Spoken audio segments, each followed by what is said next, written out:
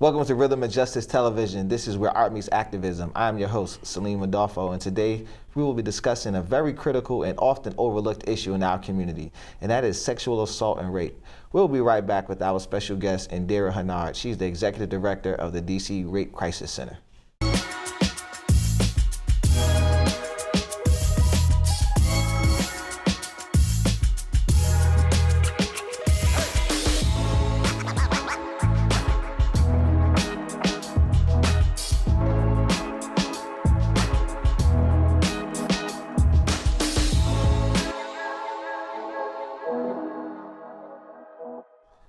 Welcome back to Rhythm of Justice Television, where art meets activism. Today we are discussing rape and sexual assault in our community, and we have Ms. Indira Henard, who is the Executive Director of the DC Rape Crisis Center. Thank you for coming on the show. Thank you for having me.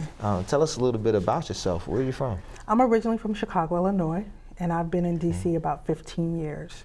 And what made you want to get involved in this issue? Well, I've been doing gender-based violence work in some capacity for almost 20 years, but I really started out volunteering. All right, now you're the Executive Director of the DC Rape Crisis Center. What were some of the circumstances that brought the Crisis Center together? Well, the DC Rape Crisis Center, we are the oldest and the first rape crisis center in the country, and we are the only rape crisis center in the District of Columbia. Wow. We are celebrating 45 years, which is a really exciting time for us. What brought the center together, the founding of it, simply put, women coming together to help other women who have experienced the unimaginable. Oh, wow. 45 years, on one hand, you want to celebrate that, but on the other hand, because of what the organization has, the kind of work it has to do, that's not necessarily something we want to celebrate. Absolutely. What are some of the different programs that the Rape Crisis Center offers? So we offer direct services, and what that means is we offer individual and group counseling to survivors of childhood sexual assault and adult sexual assault. We also offer services to secondary survivors, which are folks who may not have been directly impacted by sexual violence, but they have a loved one or a friend. In addition to that, we also run a 24-hour crisis hotline that we operate 365 days a year. And then we also run a host of support groups for survivors, and then we do training and technical assistance and public policy advocacy. Now I want to ask some very specific and key questions, because I think it's critical so that we can understand, this whole world here in terms of rape and sexual assault. So we're saying there's sexual assault and there's sexual violence and then there's rape. But what is the difference between some of these different terms? Well, a lot of those terms are used interchangeably, right? So sexual violence, simply put, is any unwanted sexual contact. Right? And so we have to be mindful of the paradigm of sexual violence has expanded, right? And so what we've really been trying to do is really change people's language and vernacular around sexual violence. That is not just what we know to be true about rape, but that it could be a form of sexual harassment. It could be an unwanted touch. A prime example is what we've seen with Bill Cosby, right? We've had a number of women come forward with different accounts of what happened to them. Now, what is sexual assault? Well, again, sexual assault and sexual violence are, those terms are used interchangeably. So what we like to say is sexual violence because it covers the continuum. Okay, I understand now. And so is sexual assault and rape the same thing? Yes, again, all of those terms are just used interchangeably, right? Childhood sexual assault is something that happens when you are a child, when you are victimized as a child. And then rape normally happens when you are an adult, right? But rape, sexual violence, sexual assault, they are used interchangeably. So just from further definition and clarification, if an unwanted touch would be considered sexual assault, but not necessarily rape? Well, it is on the gender-based violence continuum, right? And so we don't want to kind of put certain things in certain categories, right? Now, if you're, filing a police report or going to court or something like that, there's certain definitions, but we have to understand that the continuum of gender-based violence is wide. And so it could be a touch, it could be, anal penetration or, what have you. It just depends on kind of what that trauma is. All right, now one of the the services that you said that the center offers is a 24-hour crisis hotline. And how does one ensure that their call is going to be something that's confidential? Yes, so we do an anonymous hotline. We don't take information, anything like that. We don't ask you anything about personal identifying information. We are also just mandated by just the nature of the work we do to uphold anonymity and confidentiality. All right. And another thing that you said is you provide counseling. And so, but you also said something I never really took into consideration is if you are like a family member or you know someone else who has been impacted by this, what kind of counseling do you offer to some of those people? Right, so we also offer individual counseling to secondary survivors because what we know to be true about sexual violence is that the impact is not just with the person who's been traumatized, but that it can impact family, it can impact community. And so we also want to offer a container for support for the loved ones who are also dealing with this in their way. All right, so walk me through this process here. Someone's been assaulted. What do you recommend the first thing that they do is?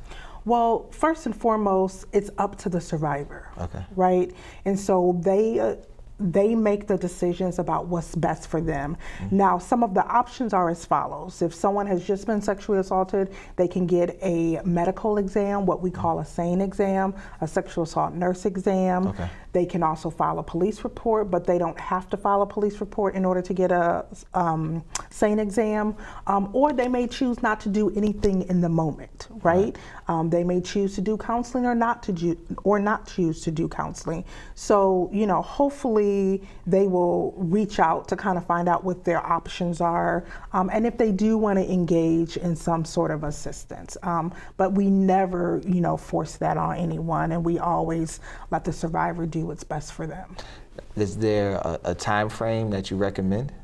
Well, I mean, it's always best just in terms of collecting forensic evidence that if someone's going to get a SANE exam, that they try to do it sooner rather than later. But if at any point they seek medical advice, the medical team will let them know kind of what those parameters are. And the staff at the Rape Crisis Center can guide someone through this process?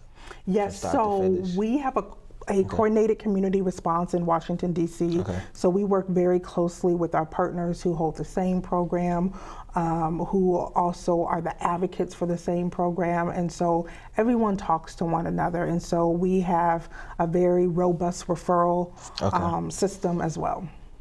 And the thing that sticks out to me the most, about this is that there's the legal, aspect of it. There is, like you said, the term you used was survivor, secondary survivors.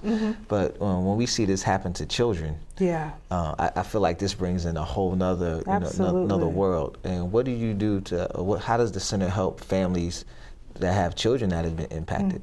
Well, currently at this time, we don't serve children anymore, but some of our partners do serve children, and there's a whole system set up to serve children and their families who have been impacted by sexual violence.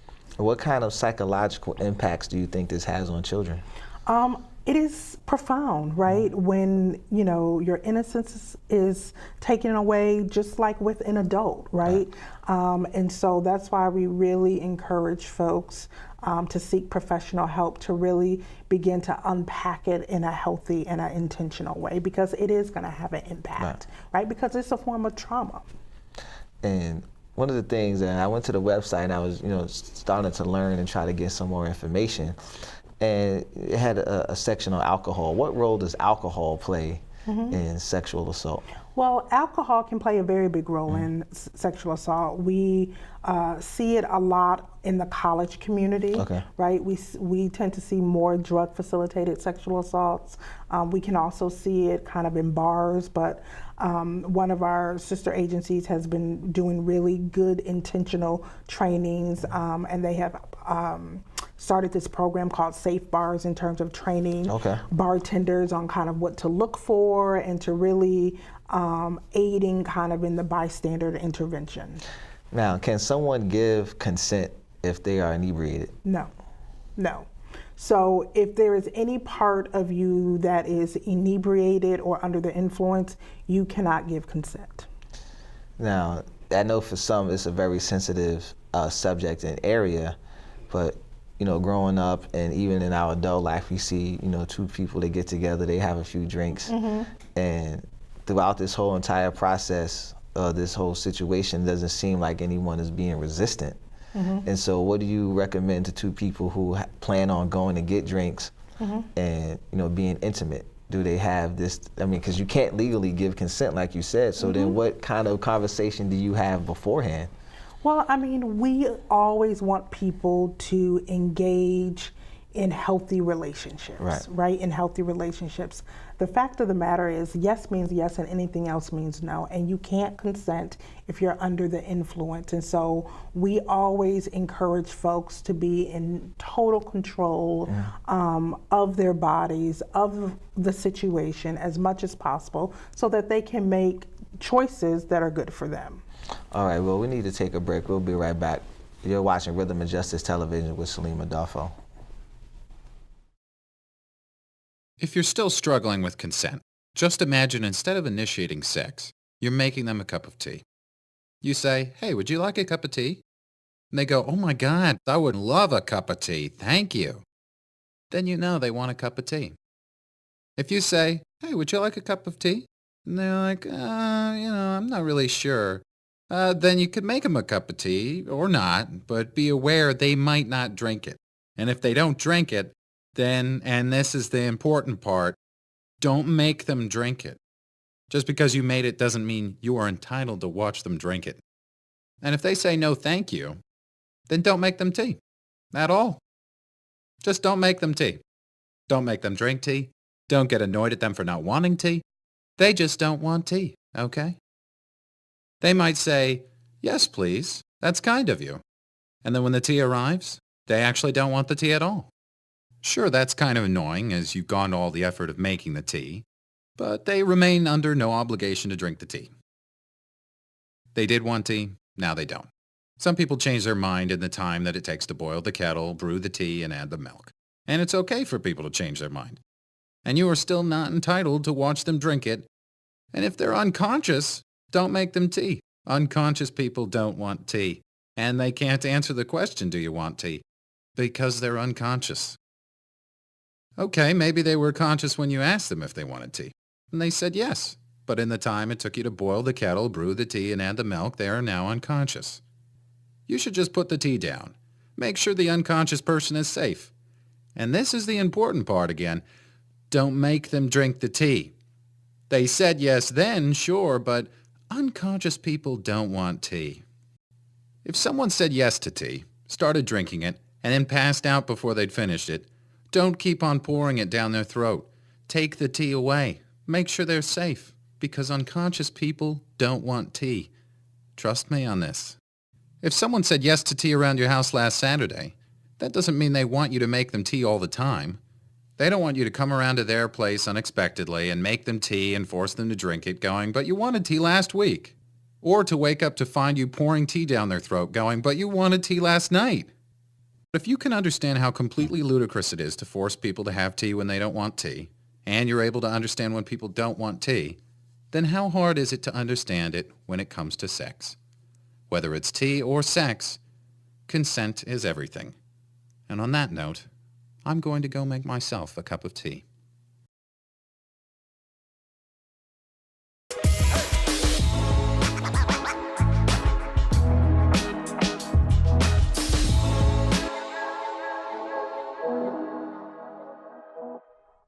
Welcome back to Rhythm and Justice Television, where art meets activism. Today we are discussing sexual assault and rape in our community. We are here with the Executive Director of the DC Rape Crisis Center, Indira Henard. One of the things that I've come to understand and learn in this new age that we live in with social media is that it changes the dynamics of everything so much. And there's a term that has been coined as revenge porn. Can you tell us what that is? We normally see revenge porn in intimate partner relationships. And what it is, kind of in a nutshell, is sexually explicit photos that are released, let's say on social media or some form of social media, without consent. And where does this fall into the legal realm? Well, you know, jurisdictions are really starting to learn how to deal with it. And we've seen some really prominent cases that have come forth, and they've really begun to set the standard. Right. But, you know, we also sometimes see revenge porn within the college age community, right? Okay. Sometimes what happens is, you know, there's a young girl and a young boy, they're together. While they're in that relationship, they end up taking sexually explicit photos of themselves, or the girl may take photos of herself, or there may be a video of them engaging in a sexual act.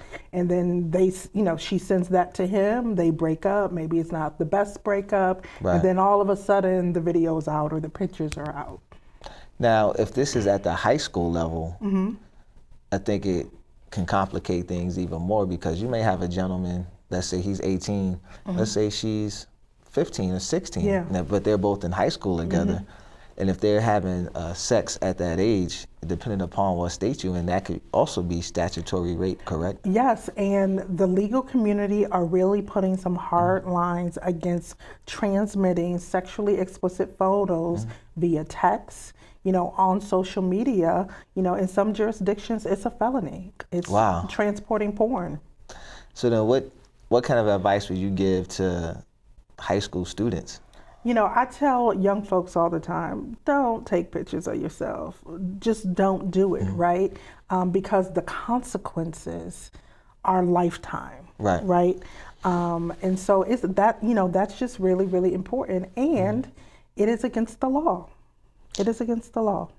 Now, I hear you. I understand this, but I'm talking to somebody 15, 16. That's not going to happen to me. Right. Well, I think, you know, sometimes, you know, folks have to kind of learn things for themselves, right? Sometimes people have to learn things for themselves, and they don't realize the impact until it's done, right? Social media has played such a critical role in kind of perpetuating rape culture in general, right? And so what, you know, we've seen people taking phone videos of other people getting sexually assaulted and posting them on Facebook. You know, we've seen young girls getting gang raped, and that video ended up on social media, right? And so there is a responsibility that we all have in how we engage on social media, what we do if we see those things, right? And even the holders of social media, like the Facebook folks and Twitter folks, right? They're even starting to kind of crack down harder on, you know, this type of content. Now, there's another subject that, you know, is very touching to me, and it's rape trauma syndrome. Can you explain what that is? So rape trauma syndrome is a series of emotions that can happen when someone has been sexually assaulted. So for example, the rape trauma syndrome, the first phase, folks can feel numb, they can disassociate it, they can blame themselves, anxiety, a number of emotions that happen. And so that's what it is in a nutshell. Different phases during the healing process, you know, a survivor is going to experience different emotions, right? But some of the key ones we see is kind of the numbing, the victim blaming, anxiety, maybe depression, but each person is different. Right, and I will tell you why this stuck out to me is that it seems to be the long-term effects that it has on a person and the other people around them. Absolutely. And it seems like it makes it difficult for people to then have healthy relationships moving forward. Well, that is one of the reasons why we really encourage professional help when someone has experienced a trauma like this, so that they're able to unpack it in a healthy way. Survivors are always going to be dealing with this on some level. Our hope is that by coming to counseling, that we'll be able to give you the necessary tools and resources to deal what comes. Right.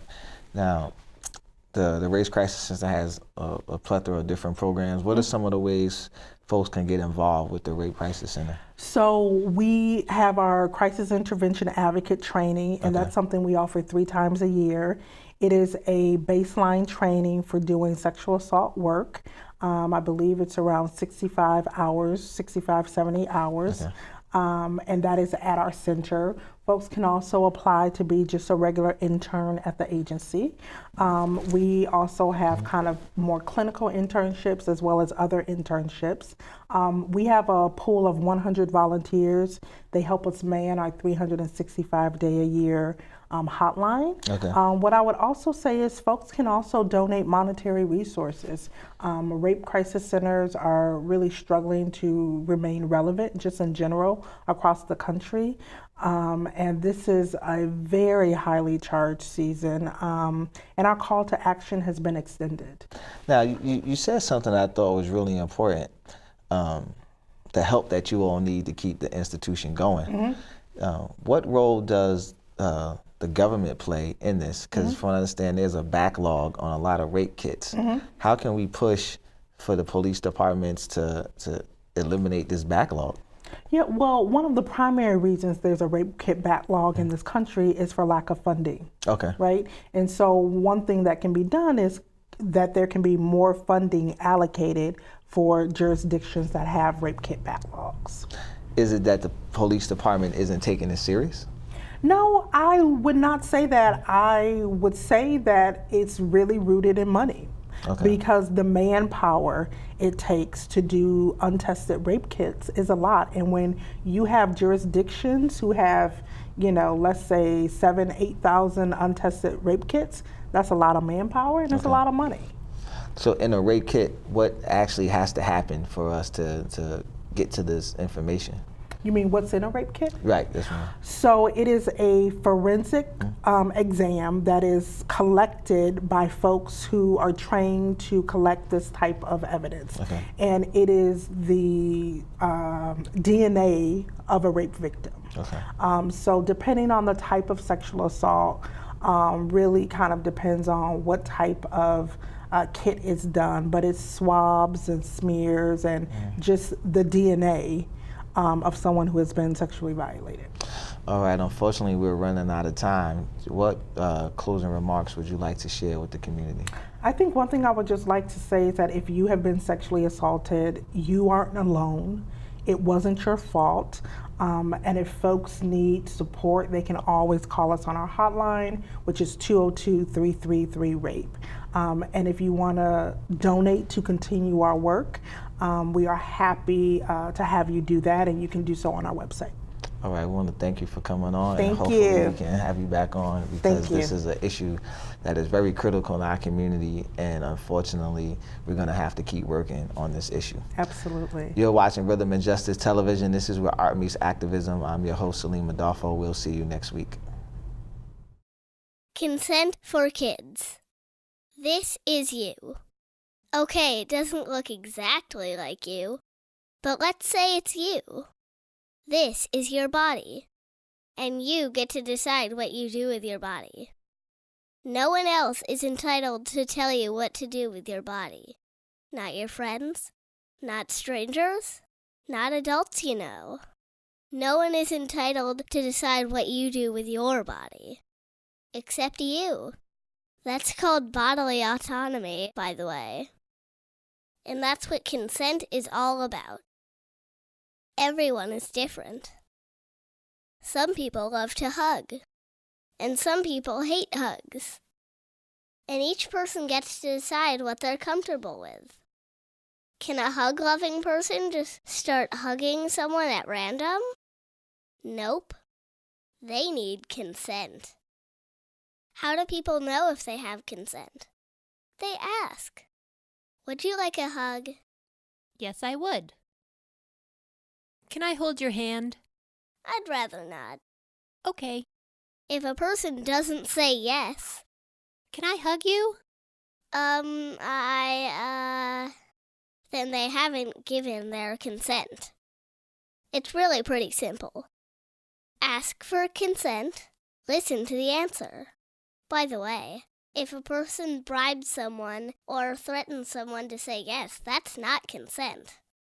Sometimes adults will try to tell a kid what to do with their body. Go kiss Aunt Doris goodbye. But the kid still gets to decide.